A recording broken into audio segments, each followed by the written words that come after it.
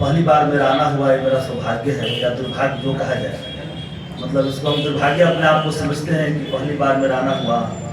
जानकारी में भी उतना अच्छी से नहीं थी, लेकिन रमजा सर का शुक्रिया अदा करूँगा कि आपने आज यहाँ बुलाकर मेरा भाग्य खोल दिया है। ठीक है।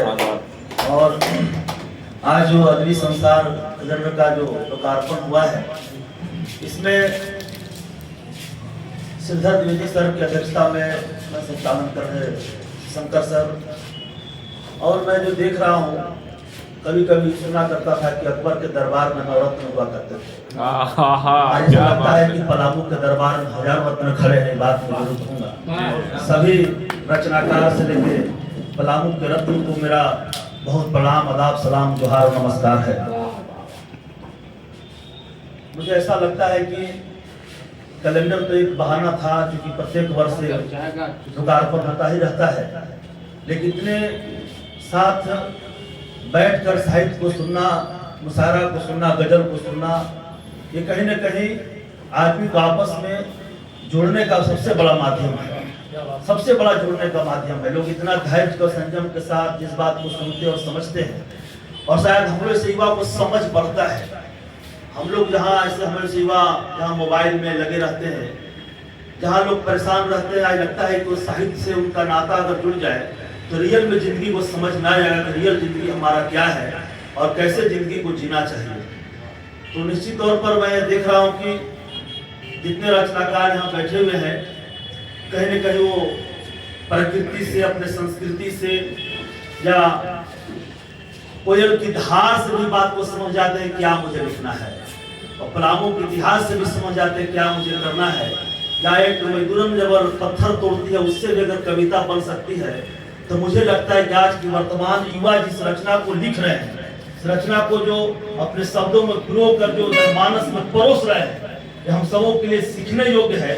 और निश्चित तौर पर एक युवा में जो गति नहीं आ रही है, इससे हम सबको समझ हमारी आपकी बढ़ रही है।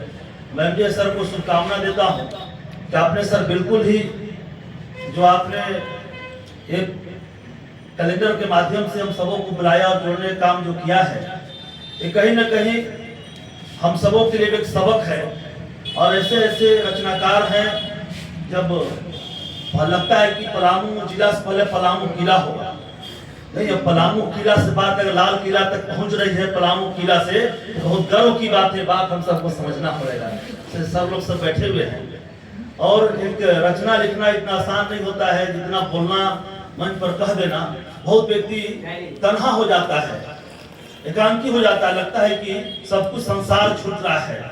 और एक नई रचना जब आदमी शब्दों में पिरोता है, तो कहीं कहीं एक बात समझ में आती है कि व्यक्ति अकेला होकर कितना मजबूती से लड़ाई को लड़ता होगा।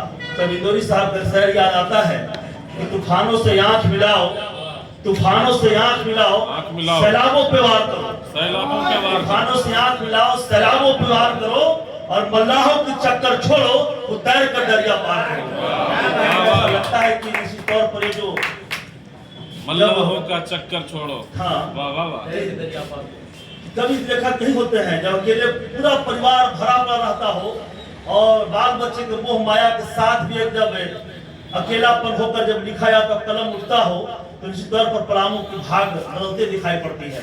आज जिस तरह से मैं देख पा रहा हूँ, कितने सर ने बहुत बढ़िया बात बोला कि भाई मस्जिद और मंदिर के बगल में अगर ऐसी चीज हो जहाँ सीखने का हो, हमेशा श्मशान और कब्रिस्तान तो मुर्दे जानते हैं, और जिंदे लोग वहाँ जाते हैं जहाँ कुछ सीखा जा सके, समझा जा सके। तो आज निश्चित तौर पर मैं सुभाष मिश्रा सर का भी याद करता हूँ।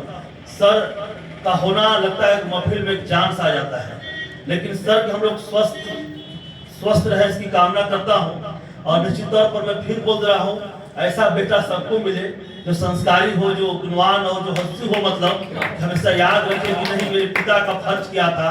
आज लोग पिता इतना करने के बाद बेटे भूल जाते हैं।